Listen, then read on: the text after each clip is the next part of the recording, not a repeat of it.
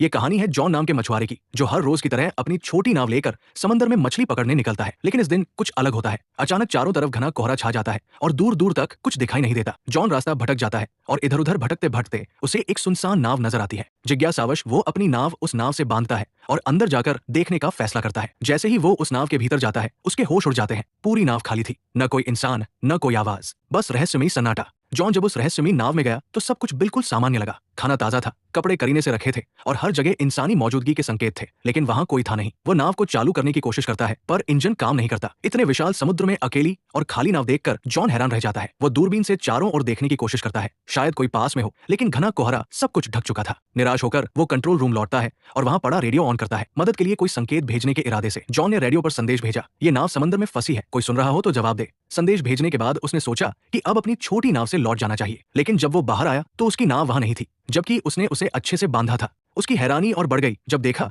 कि अब चारों ओर फैला कोहरा भी अचानक साफ हो गया था और आसमान एकदम खुला था। अब दोपहर का समय हो चुका था। जॉन को समझ नहीं आया कि ये सब क्या हो रहा है। वापस लौटने का कोई और रास्ता न देख वो उसी खाली जहाज पर लौट आया और नक्शे के सहारे रास्ता ढूंढने लगा। जॉन अब ये समझने की कोशिश करता है कि वो आखिर है कहाँ और अपने घर कैसे लौट सकता है। परेशानी ये थी कि उस रहस्यमयी नाव का इंजन खराब था। अगर उसे बचना था तो किसी भी हाल में इंजन को ठीक करना ही था। वो पूरे जहाज में टूल बॉक्स तलाशता है और कड़ी मेहनत के बाद इंजन ठीक कर लेता है। उसके लिए ये एक बड़ी राहत थी। अब नाव चालू हो चुकी थी और दिशा भी धीरे धीरे समझ आने लगी थी, लेकिन खतरा टला नहीं था। जॉन कंट्रोल रूम में जाकर फिर से रेडियो से संपर्क करता है, मगर इस बार भी कोई जवाब नहीं आता। सब कुछ अब भी रहस्य में डूबा था। फिर वो लड़का ऊपर आता है और उसे अचानक टॉयलेट जाना पड़ता है। कोई आसपास नहीं था तो वो सोचता है कि समंदर में ही कर लेता हूँ। जैसे ही वो किनारे जाता है, अचानक किसी ने पीछे से उसे धक्का दे दिया। वो सीधा पानी में गिरता है। हालत बेहद खतरनाक थी, लेकिन उसने रील को पकड़कर किसी तरह खुद को डूबने से बचा लिया। हवा और पानी का दबाव इतना ज्यादा था कि वापस नाव तक आना मुश्किल हो गया, मगर उसने हार नहीं मानी, हिम्मत जुटाई और धीरे धीरे रील के सहारे खुद को खींचते हुए फिर से नाव पर चढ़ाया। इस सब के बीच उसका काम पूरा नहीं हो पाया तो वो दोबारा टॉयलेट जाने लगा।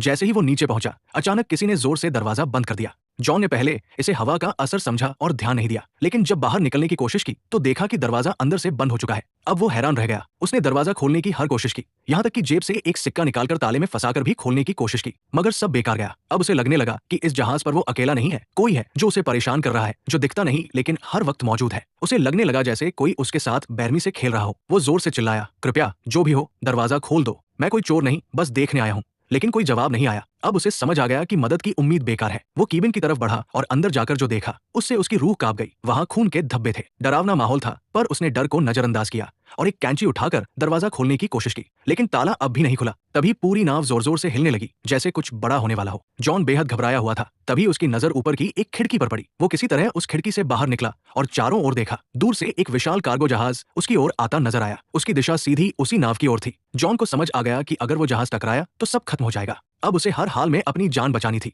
उसने सिग्नल देने का सोचा, लेकिन उसके पास कुछ था नहीं। उसने तुरंत अपनी शर्ट उतारी और जोर जोर से लहराने लगा ताकि कार्गो जहाज का कोई उसे देख सके, लेकिन अफसोस इतने प्रयास के बाद भी किसी की नजर उस पर नहीं पड़ी। अब जॉन को किसी भी हालत में अपनी जान बचानी थी। अगर उसकी नाव आगे बढ़ती रही तो कार्गो जहाज से टकराकर सब खत्म हो सकता था। तभी उसकी नजर खिड़की के पास लटकी एक रस्सी पर पड़ी। उसके दिमाग में तुरंत एक आइडिया आया, अगर वो इस रस्सी का इस्तेमाल करे तो शायद जहाज को रोक सके। उसने जल्दी से रस्सी बांधी और बाहर फेंकी ताकि नाव की गति रुक जाए, लेकिन हालात और बिगड़ गए। रस्सी इंजन के पंखे में फंस गई और खींचते हुए बाथरूम के अंदर आकर उसके गले में अटक गई। उसका दम घुटने लगा। मरने की कगार पर पहुंचकर उसने हिम्मत दिखाई और एक औजार से खुद को आजाद किया। उसकी गर्दन पूरी तरह लाल पड़ गई थी। वो लगभग मर ही गया था, बट आखिरी पल में खुद को बचा पाया। रस्सी इंजन में फंसी थी, जिससे जहाज की रफ्तार थम गई, मगर ये काफी नहीं था। भारी कार्गो जहाज फिर भी उससे टकरा गया। जोरदार टक्कर से उसका जहाज बुरी तरह हिल गया और जॉन जमीन पर गिरकर बेहोश हो गया। उसके सिर में गहरी चोट लगी थी। कुछ देर बाद जब उसे होश आया तो उसने देखा कि बाथरूम पानी से भर चुका था, मगर सबसे हैरान करने वाली बात यह थी कि वो समुद्र का खारा पानी नहीं,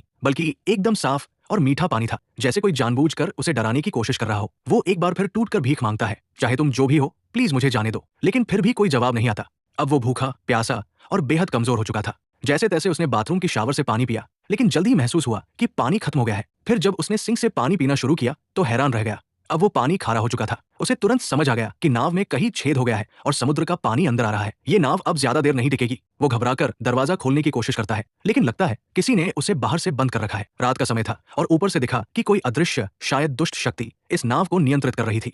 पानी तेजी से बढ़ रहा था और जॉन थककर सो गया। रात में समंदर में भयानक तूफान आया, जिससे नाव बुरी तरह टूट गई और जॉन भी गंभीर रूप से घायल हो गया। सुबह जब उसकी आंख खुली तो पानी सिर तक पहुंच चुका था, सिर्फ चेहरा बाहर था। अब उसे लगने लगा कि बस कुछ ही पल बचे हैं। तभी अचानक कहीं से क्लिक की हल्की आवाज सुनाई दी, जैसे कुछ खुला हो। जैसे ही जॉन ने हैंडल घुमाया, दरवाजा जोर की आवाज के साथ खुल गया। पानी का दबाव इतना ज्यादा था कि दरवाजा टूटकर नीचे गिर पड़ा और इसी तरह वो बाहर निकलने में कामयाब हुआ। बाहर निकलते ही वो सीधा नाव की छत पर गया ताकि ताजी हवा में सांस ले सके, क्योंकि नीचे ऑक्सीजन लगभग खत्म हो चुकी थी। अब उसे यकीन हो गया था कि कोई अदृश्य ताकत उसे हर हाल में सताना चाहती है। वो शारीरिक और मानसिक रूप से टूट चुका था और नीचे की तरफ पानी लगातार भरता जा रहा था। उसे समझ आ गया कि अब नाव कभी भी डूब सकती है। जॉन ने तय कर लिया था अब वो इस जहाज पर नहीं रुकेगा। तभी उसे एक आइडिया आया। उसने जहाज से एयरबैग्स निकाले और टूटे हुए बाथरूम के दरवाजे को इस्तेमाल करके एक छोटा राफ्ट बना लिया। उसने सब कुछ मजबूती से बांधा ताकि राफ्ट टिक सके, लेकिन राफ्ट चलाने के लिए उसे कुछ और जरूरी सामान भी चाहिए था। उसने जहाज से खाना, पानी और जरूरी औजार जमा किए और खुद को पूरी तरह तैयार किया। फिर बिना पीछे देखे वो जहाज से उतर गया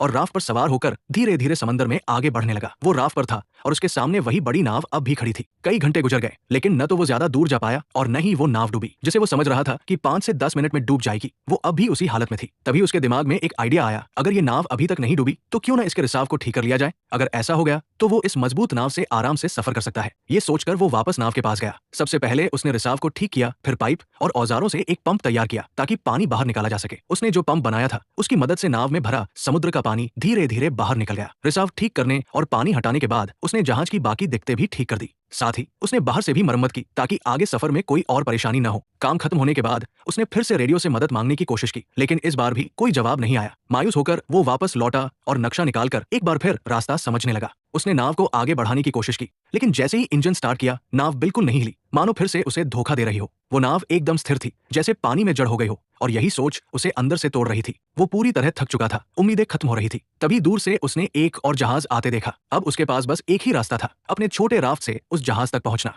वो तुरंत राफ्ट पर चढ़ा और तेजी से उस जहाज की ओर बढ़ा, लेकिन तभी वो जहाज अचानक हिलने लगा और जॉन की तरफ तेजी से बढ़ने लगा, जैसे किसी ने उसे जानबूझकर उसकी ओर भेजा हो। जॉन ने अपनी रफ्तार बढ़ाई, लेकिन वो विशाल जहाज और भी तेज हो गया और ठीक इससे पहले कि वो जहाज उसे टकराता, जॉन ने आखिरी कोशिश की और अपने बोट से कूदकर उस दूसरी नाव तक तैरने का फैसला किया जो दूर जाती दिख रही थी। लेकिन जब तक वो वहां पहुंचा वो नाव गायब हो चुकी थी। तभी उसे एहसास हुआ कि इस रहस्यमयी नाव पर कोई बुरी ताकत है जो उसे कहीं जाने नहीं दे रही। उसने सोच लिया था कि चाहे जान चली जाए वो इस नाव पर वापस नहीं जाएगा। लेकिन शाम तक पानी में तैरते तैरते ठंड बढ़ने लगी। नीचे डॉल्फिन्स तैर रही थी, पर पानी का तापमान बहुत गिर चुका था। ठंड सहन न हो पाने पर मजबूरी में वो फिर उसी नाव पर लौट आया। वो इतना थक और बीमार हो चुका था कि कुछ सोच पाने की हालत में नहीं था। बस चुपचाप एक कंबल ओढ़कर कमरे में सो गया। सुबह जब उसकी आंख खुली तो उसने फिर से इस जहाज से निकलने का फैसला किया, लेकिन अब एक और झटका मिला। कमरे का दरवाजा बंद था। वो घबरा गया और धीरे धीरे मानसिक रूप से टूटने लगा। उसे कुछ समझ नहीं आ रहा था कि आखिर ये सब उसके साथ क्यों हो रहा है। तभी उसकी नजर कमरे में मौजूद एक छोटी सी केबिन पर पड़ी। उसने जैसे ही उसे खोला, ऊपर की ओर एक रास्ता नजर आया, एक वेंटिलेशन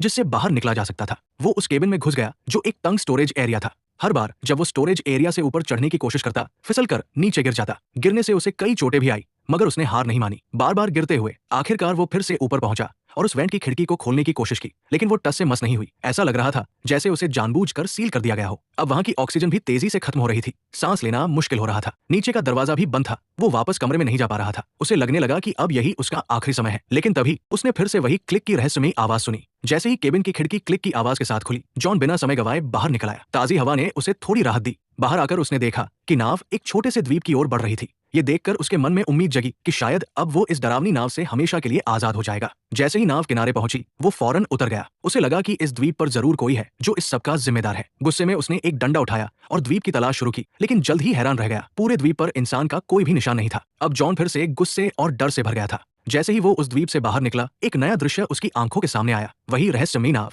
जो उसे यहाँ लाई थी, अब शांत समंदर में आगे बढ़ रही थी, जैसे किसी और शिकार की तलाश में हो। ये देखकर जॉन को पूरी तरह यकीन हो गया कि ये नाव और ये द्वीप किसी बुरी ताकत के अधीन है। उसे अब हर हाल में यहाँ से निकलना था। उसकी जिंदगी अब भी बाकी थी। वो खोजबीन करता हुआ द्वीप की सबसे ऊंची चोटी पर पहुंचा और वहां से उसने दूर एक और द्वीप देखा, लेकिन वो इतना दूर था कि वहां क्या हो रहा है ये वो देख नहीं पाया।